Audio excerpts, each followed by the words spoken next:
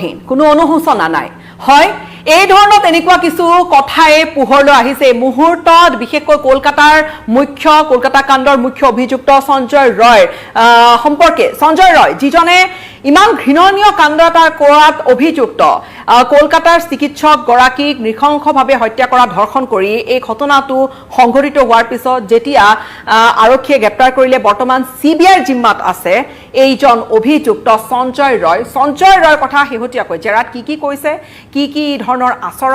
আচাৰ কেনেকুৱা আচৰণ কেনেকুৱা এই গোটেইখিনি কথা আচলতে যি বিশেষ সূত্ৰৰ পৰা প্ৰকাশ কৰা হৈছে যে একেবাৰে এইজন ব্যক্তি এনেকুৱা এজন ব্যক্তি যি একেবাৰে অনুশোচনাই ইমান ঘৃণনীয় ইমান ভয়ংকৰ কাণ্ড এটা কৰাৰ পিছতো সঞ্জয় ৰয় নামৰ এইজন কলকাতা কাণ্ডৰ মূল অভিযুক্তৰ কোনো অনুতপ্ত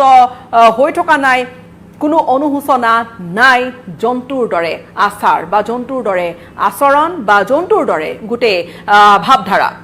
আসলতে যেহেতু এই গোটেই ঘটনাটোৰ আজি কিছু সময় পূৰ্বে ইতিমধ্যে শুনানি হৈছে বা সিবিআই যি বন্ধ খামত দাখিল কৰিছে ষ্টেটাছ ৰিপৰ্ট যে কিমান দূৰ আগবাঢ়িছে তেওঁলোকৰ তদন্ত প্ৰক্ৰিয়া সুপ্ৰিম কোৰ্টক জনাইছে ইতিমধ্যে আৰু সুপ্ৰিম কোৰ্টেও বহুখিনি খেলিমেলিৰ কথা আঙুলিয়াই দিছে যে কেতিয়া আসলতে সেই আৰক্ষীৰ ডায়েৰীত এন্ট্ৰি কৰা হৈছিলে পোষ্টমৰ্টেম কেতিয়া কৰা হৈছিলে কেছ কেতিয়া ৰেজিষ্টাৰ কৰা হৈছিলে আৰু বহুখিনি খেলিমেলিৰ কথা আসলতে আদালতে এই প্ৰশ্নখিনি আঙুলিয়াই দিছে কিন্তু সমান্তৰালকৈ যদি আমি এই মুহূৰ্তত সেইখিনি কথা আমি দৰ্শকক ইতিপূৰ্বে কৈছো কিন্তু এই মুহূৰ্তত যদি এই সিবিআইৰ অনুসন্ধানৰ কথা কোৱা যায় সিবিআই এতিয়ালৈকে বহুজনকে সোধাপোছা কৰিছে সিবিআই এতিয়া সাজু হৈছে পলিগ্ৰাফ টেষ্ট কৰিবলৈ অৰ্থাৎ লাই ডিটেক্টৰ টেষ্ট কৰিবলৈ ধৃত সঞ্জয় ৰয়ৰ মূল অভিযুক্ত লম্পট সঞ্জয় ৰয়ৰ এতিয়া পলিগ্ৰাফ টেষ্ট কৰা হ'ব অৰ্থাৎ লাই ডিটেক্টৰ টেষ্ট কৰা হ'ব কিন্তু তাৰ পূৰ্বে যে সাইকোমেট্ৰিক এনালাইসিস কৰিছিলে যে সাইকোমেট্ৰিক টেষ্ট কৰিছিলে সাইকোমেট্ৰিক টেষ্ট অৰ্থাৎ এটা মানসিক টেষ্ট এটা বুলি ধৰি লওক এটা মনস্তাত্ত্বিক এটা টেষ্ট য'ত কিছু মনোবিশেষজ্ঞ তাৰ উপস্থিত থাকে আৰু যিজন অভিযুক্ত সেই অভিযুক্তজনক বহু ধৰণৰ প্ৰশ্ন সোধা হয় সেই দিনটোত কি হৈছিল বা সেই মনোবিজ্ঞানীৰ উপস্থিতিত জেৰা কৰা হয় আৰক্ষীয়ে জেৰা কৰে সিবিআই বৰ্তমান যেহেতু সিবিআইৰ জিম্মাত আছে সিবিআই জেৰা কৰিছে কি হৈছিলে কি কৰিছিলে এই গোটেই ঘটনাখিনিৰ বিৱৰণ যেতিয়া দাঙি ধৰিছিলে মুখত কোনো অনুশোচনাৰ চিন নাছিল বুলি গম পোৱা গৈছে অনুশোচনা কোনো ধৰণৰ অনুতপ্ত নহয় এনিমেল লাইক ইনষ্টিংক্ট বুলি কোৱা হৈছে অৰ্থাৎ জন্তুৰ দৰে কোনো ধৰণৰ কি হৈছে কি নহৈছে কোনো ধৰণৰ ইমোশন নাই জন্তুৰ দৰে বুলি কোৱা হৈছে এইজন সঞ্জয় ৰয়ৰ ক্ষেত্ৰত অৰ্থাৎ এবাৰ কল্পনা কৰি চাওক আৰু কেৱল এয়াই নহয় এই যি সাইকোমেট্ৰিক টেষ্ট বা এই যি আচলতে আপোনাক যি জনাইছো যে মনোবিজ্ঞানীৰ উপস্থিতিত সোধা-পোছা কৰা হয় এই মনোবিজ্ঞানীৰ দলে তেনেকুৱা এটা ইমান ঘৃণনীয় কাণ্ড কৰা যিজন অপৰাধী বা যিজন অভিযুক্ত সেই অভিযুক্তজনক বিভিন্ন ধৰণৰ সোধা-পোছা কৰে বিভিন্ন প্ৰশ্ন সোধে ইয়াৰ মানসিক স্থিতিটো কেনেকুৱা সেইখিনি আসলতে জানিবলৈ চেষ্টা কৰে কিয়নো এইখিনিয়ে সিবিআইৰ তদন্ত আগবঢ়াই লৈ যাব আৰু যিকোনো এটা তেনেকুৱা ধৰণৰ কেছতে তদন্তকাৰী সংস্থাটোক সহায় কৰে কিন্তু এই ক্ষেত্ৰত ক'বলৈ গ'লে সঞ্জয় ৰয় নামৰ এইজন যি পাখণ্ড যিজনে সেই ধৰ্ষণ কাণ্ড সংঘটিত কৰিছিলে এই সঞ্জয় ৰয়ৰ যিটো আচৰণ বা যিটো তেওঁ উত্তৰ দিছে যি ধৰণে উত্তৰ দিছে যিটো মানসিক স্থিতি বা যি ধৰণে কথাখিনি কৈছে একেবাৰে যেন অনুশোচনা নাই এই ব্যক্তিগৰাকীৰ আৰু সেই ধৰণৰ এটা সোধা-পোছাৰ অন্তত এখন ছবি ওলাইছে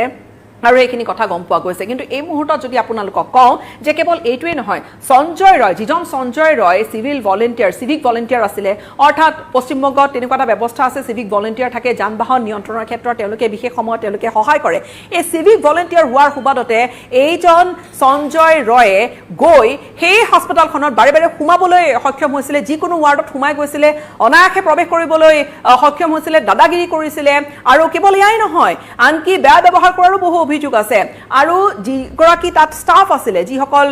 পূৰ্বে যিখিনি ফিমেল ষ্টাফ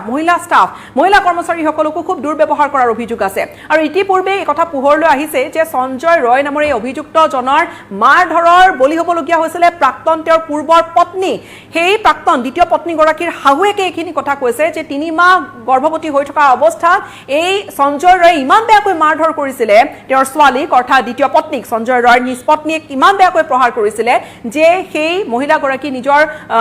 দেহত থকা সন্তানটি হেৰুৱাবলগীয়া হৈছিলে গৰ্ভত থকা সন্তানটি হেৰুৱাবলগীয়া হৈছিলে ভাবি চাওক মাৰধৰ 2 বছৰ সেই বিয়াখন আছিলে দ্বিতীয় বিবাহ আৰু সেই 2 বছৰ কালছোৱাত প্ৰায় মাৰধৰ কৰিছিলে এই ঘটনা আৰক্ষীকো অৱগত কৰোৱা হৈছিলে কিন্তু সঞ্জয় ৰয়ৰ বিৰুদ্ধে কোনো ধৰণৰ ব্যৱস্থা লোৱা নহল আৰু এতিয়া যি কথা পোহৰলৈ আহিছে যে জন্তুৰ দৰে আচৰণ বা জন্তুৰ দৰে আচৰণ অৰ্থাৎ যিটো ভাৱ ভংগীমা সেয়া জন্তুৰ দৰে ইমোশনলেছ কোনো ধৰণৰ ইমোশন নাই অনুতপ্ত নাই ৰিমৰ্চ নাই কোনো ধৰণৰ ৰিগ্ৰেট নাই কোনো ধৰণে আচলতে ভবাই নাই যে বেয়া কাম এটা কৰিছে তেনেকুৱা ধৰণৰ আচলতে আচৰণ কৰিছে CBI জেৰাত বুলি গম পোৱা গৈছে এবাৰ কল্পনা কৰি চাওক সেই ভিকটিম গৰাকীৰ কথা যে কেনেকুৱা ধৰণৰ এটা পাশবিক এটা পাখণ্ডৰ কামনাৰ কেনেকুৱা অৱস্থাত কি ভয়ংকৰ আচলতে হিংসাৰ বলি হ'বলগীয়া হৈছিলে সেই 31 বছৰীয়া চিকিৎসক গৰাকী এতিয়া আপোনালোকক আন এটা ডাঙৰ কথা ক'বলৈ লৈছো আৰু সেই কথাটো CCTVত ধৰা পৰিছে CCTVত ধৰা পৰা কিছু কথা এই CCTVত যিখিনি কথা ধৰা পৰিছে সেয়া আছিলে 9 আগষ্টত এই ধৰ্ষণ হত্যাকাণ্ড সংঘটিত হৈছে কিন্তু 8 আগষ্টৰ দিনৰ ভাগত 11 বজা মানত এটা ঘটনা ঘটিছিল আৰু সেই ঘটনাটো চেষ্ট মেডিচিন ৱাৰ্ডত ঘটিছিলে সেই যি বুকু চিকিৎসা বিভাগৰ যিটো ৱাৰ্ড আছিলে RG কৰ মেডিকেল কলেজখনত সেই RG কৰ মেডিকেল কলেজখনৰ সেই চিকিৎসা ৱাৰ্ডটোত এইজন অভিযুক্তক দেখা গৈছিলে আৰু সেই ৰুমটোতে আছিলে সেই নিৰ্যাতিতা ভুক্তভোগী যিজনক সঞ্জয় ৰয়ে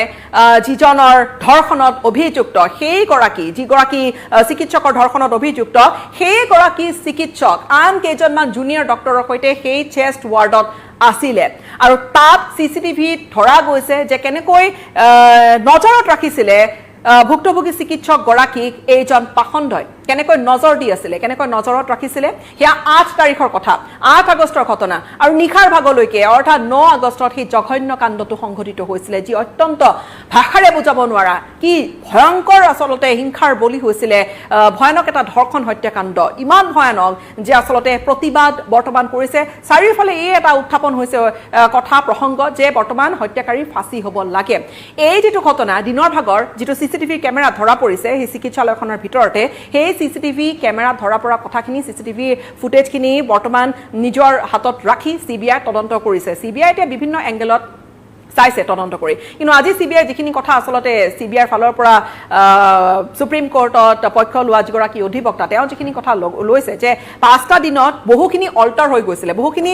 পৰিৱেশে সলনি হৈ গৈছিলে এতিয়া সেই CCTVৰ কৰবাত এই প্ৰশ্নটো নিশ্চয়কৈ আপোনাৰ মনত আহিব সাধাৰণ সকলোৰে মনত আহিব যে কৰবাত সেই সময়ছোৱাখিনি আৰক্ষীৰ যি লেহেমীয়া এটা তদন্ত প্ৰক্ৰিয়াৰ অভিযোগ উত্থাপন হৈছিলে তাৰ পিছতে কলিকতা উচ্চ ন্যায়ালয়ে CBI হস্তান্তৰ কৰিছিলে সেই সময়ছোৱাখিনিত বহুখিনি CCTV ফুটেজ কৰবাৰ মুছি পেলোৱা হ'ল নেকি বা তেনেকুৱা বহুখিনি ঘটনা ইতিমধ্যে সেয়া ঢাকি ৰাখি দিয়া হ'ল নেকি স্বাভাৱিকতে এই প্ৰসংগ উত্থাপন হ'বই এতিয়া এই যেটো দিনৰ যেটো CCTVৰ ফুটেজ ধৰা পৰিছে তাত আচলতে ধৰা পৰিছে যে কেনেকৈ সেই ৰুমটোত উপস্থিত আছিলে অৰ্থাৎ এইজন সঞ্জয় ৰয় অভিযুক্ত পাখণ্ড সঞ্জয় ৰয়ৰ কৰবাত চকু আছিলেই নেকি নিৰীক্ষণ কৰিয়ে আছিলে নেকি নিহত চিকিৎসক গৰাকীক নিহত হোৱা চিকিৎসক গৰাকীক ভুক্তভোগী গৰাকীক যিগৰাকীক তাৰ পিছতে এই যিগৰাকী চিকিৎসক তাৰ পিছতে এই সঞ্জয় ৰয়ৰ নিশংসতাৰ বলি হৈছিলে এতিয়া এই যিটো কথা পোহৰলৈ আহিছে অত্যন্ত ভয়ানক কথা যে কোনো ধৰণৰ আচলতে অনুশোচনা নাই পূৰ্বতেও তেনেকুৱা বহুখিনি হিংসাত্মক কাৰ্যকলাপত জড়িত থকাৰ অভিযুক্ত হৈ আছিল সঞ্জয় ৰয় তেনেকুৱা বহুখিনি অভিযোগ আছিল কিন্তু তাৰ পিছত যেহেতু নিহত চিকিৎসক গৰাকী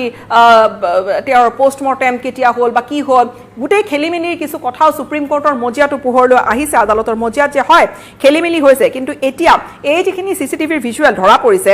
এই CCTVৰ ভিজুৱেলখিনি চাই আৰক্ষীয়ে কিমান দূৰ আচলতে CBIৰ দলে কিমান কেনেকৈ আগবঢ়াই লৈ যাবলৈ পাৰিব CBIৰ যেটো তথ্য আচলতে সেই দিনটো 9 আগষ্টৰ নিখাৰ সেইখিনি সময়ছোৱাত সেই অভিহপ্ত সময়ছোৱাখিনি প্ৰায় নিখা 2 মান বজাৰ পিছত আচলতে এই অভিযুক্তজনক সেই চিকিৎসালয়খনত খুমুৱা CCTVয়ে ধৰি ৰাখিছিলে সেই দৃশ্যখিনি অৰ্থাৎ সেইখিনি সময়ছোৱাত চিকিৎসালয়খনত RG কৰত যে উপস্থিত আছিল সেইখিনি নিশ্চিত হৈছে CBIৰ তদন্তকাৰী দল লাহে লাহে আৰু বহু কথা ওলাব কিয়নো এই গোটেই ঘটনাটো CBI কোৱা অনুসৰি সেমিনাৰ হলত যেটো নৃশংসতাৰ ঘটনা সংঘটিত হৈছিলে কিয়নো তাত আচলতে কিছু সময় পূৰ্বলৈকে আন কেইজনমান সতীৰ্থৰ সৈতে খেল উপভোগ কৰি তাতে খোৱা বোৱা কৰি শুই পৰিছিলে 36 ঘণ্টা ডিউটিত থকা সেই গৰাকী নিৰ্যাতিতা ভুক্তভোগী চিকিৎসক গৰাকী এই গোটেই ঘটনাটো 4 মান বজাৰ আশে-পাশে হ'ব পাৰে বুলি সন্দেহ কৰা হৈছে হয়তো সেয়াই হ'ব আৰু যদি CCTVৰ কথা আৰু বিশেষকৈ আৰু এটা লক্ষণীয় বিষয় যে CCTV সেই হাস্পতালখনত ভাড়াত লোৱা হৈছিল যিবোৰ CCTV লগোৱা হৈছিল এইবোৰ লাহে লাহে সৰু সৰু বহুখিনি কথা পোহৰলৈ আহিছে এই চিকিৎসালয়খনত কিমান কি কাণ্ড হৈ আছিল হয়তো এতিয়া বহুখিনি কথা পোহৰলৈ আহিবলৈ বাকি CBIৰ এটা পৃষ্ঠাত যেন CBI লিখি গৈছে কেনেকুৱা তাত এটা অৰাজক পৰিস্থিতি এটা আছিল বা কেনেকুৱা ধৰণৰ তাত এটা অনিয়মীয়া ঘটনা সংঘটিত হৈ আহিছিলে সন্দেহ কৰা হৈছে যে 4 মান বজাতে এই পাখণ্ডটোৰ শিকাৰ হৈছিলে সেই চিকিৎসক গৰাকী আৰু সেই চিকিৎসক গৰাকী হত্যা কৰা হৈছিলে এতিয়া বাকি কৰবাত চিচিটিভিত কিবা আৰু ধৰা পৰিব নেকি স্বাভাৱিকতে সেই প্ৰশ্নটো আছে কিন্তু দিনৰ ভাগত যেটো চিচিটিভিৰ ফুটেজ ধৰা পৰিছে যত সেই একেটা ৱাৰ্ডতে অভিযুক্ত সঞ্জয় ৰয়কো দেখা গৈছে চিকিৎসক গৰাকীও আছে আন কেইগৰাকীমান 4 গৰাকীমান জুনিয়ৰ ডক্টৰৰ সৈতে এই গোটেই ঘটনাটোত আসলতে এইবোৰ সৰু সৰু কিছু তথ্য গোটেইখিনি লগ হৈ সিবিআই এটা শক্তিশালী কেছ এটা তৈয়াৰ কৰিবলৈ যত্ন কৰি আছে অভিযুক্তক ধৰা পেলাবলৈ বা অভিযুক্তৰ বিৰুদ্ধে গোটেই ব্যৱস্থা যাতে আইনে সক্ৰিয়ভাৱে ল'ব পাৰে বা সজুৰে যাতে শাস্তি হয় যেহেতু চাৰিফালে শাস্তিৰ দাবী উঠিছে এই বিষয়খিনি কিন্তু গুৰুত্বপূৰ্ণ আৰু যে অনুশোচনা যে নাই এইখিনি কথা যে সিবিআইৰ জেৰাত উলাই পৰিছে যে একেবাৰে অনুশোচনা নাই সেইটোও কিন্তু আসলতে চাবলগীয়া কথা আৰু কেনেকৈ আচৰণ কৰিছে এতিয়া পলিগ্ৰাফ টেষ্ট হ'ব পলিগ্ৰাফ টেষ্ট যেহেতু হ'বলৈ গৈ আছে আচৰণ কেনেকুৱা আছিলে কেনেকুৱা আসলতে ভাব ভংগিমাবোৰ কেনেকুৱা হেখিনি কথা ইতিমধ্যে হে সাইকোমেট্ৰিক টেষ্টত উলাই পৰিছে কিন্তু পলিগ্ৰাফ টেষ্টত আৰু ভালদৰে উলাব পলিগ্ৰাফ টেষ্ট অৰ্থাৎ য'ত দেহত কিছু যন্ত্ৰপাতিৰ জৰিয়তে সাধাৰণভাৱে প্ৰশ্ন সুধিলে হাৰ্টবিট কিমান থাকে ব্ৰিডিং অৰ্থাৎ উশাহ নিশাহ লোৱা ৰেট কেনেকুৱা থাকে বা কিমান দ্ৰুত হৈছে উশাহ নিশাহ লোৱা প্ৰক্ৰিয়াটো বা কেনেকৈ ব্যক্তিগৰাকীৰ প্ৰেছাৰ বা ৰক্তচাপে কেনেকুৱা ৰূপ লৈছে বা ৰক্তচাপ উচ্চ হৈছে নিম্ন ৰক্তচাপত ভুগিছে হেখিনি সময়ছোৱাৰ সৈতে তুলনা কৰা হয় যেতিয়া সুধাপোছা কৰে আৰু সেই সুধাপোছা কৰাৰ সময়ছোৱাত অৰ্থাৎ লাই ডিটেক্টৰ অৰ্থাৎ সঁচা কথা এগৰাকীয়ে ক'লে কেনেকুৱা হ'ব মিছা কথা ক'লে কেনেকুৱা হ'ব এই গোটেইখিনি কথা পলিগ্ৰাফ টেষ্টে নিশ্চিত কৰিব পলিগ্ৰাফ টেষ্ট হয়তো হৈয়ে গ'লহেঁতেন কিন্তু যিহেতু কোনো অধিবক্তা ওলাই অহা নাই পলিগ্ৰাফ টেষ্টত এইজন আচলতে এই সঞ্জয় ৰয় পক্ষ ল'বলৈ স্বাভাৱিকতে সেয়া এটা প্ৰসংগ যিহেতু পক্ষ ল'বলৈ কোনো ওলাই অহা নাই যিহেতু কোনো অধিবক্তা নাই সেইবাবে লিগেল এইড কাউন্সিল চৰকাৰৰ ফালৰ পৰা দিবলগীয়া হৈছে আৰু তাতেই কিছু বিলম্ব হৈছে শীঘ্ৰে কাইলৈ পলিগ্ৰাফ টেষ্ট হ'ব আৰু কাইলৈ পলিগ্ৰাফ টেষ্টত আৰু কি কথা ওলাই সেইখিনিও নিশ্চিত ৰূপত ওলাই পৰিব গুৰুত্বপূৰ্ণ হ'ব কিন্তু এই মুহূৰ্তত চাৰিওফালে সকলোৱে দাবী উত্থাপন কৰিছে